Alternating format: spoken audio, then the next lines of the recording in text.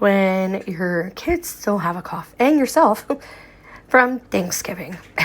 And you finally decide to make a good old batch of tea. This has pineapple, ginger, lemon balm, peppermint, thyme, mullein. I'm trying to think of what else I put in there. Oregano oil and some fresh honey. Pretty sure that's all I put in there. And I'm letting it steep.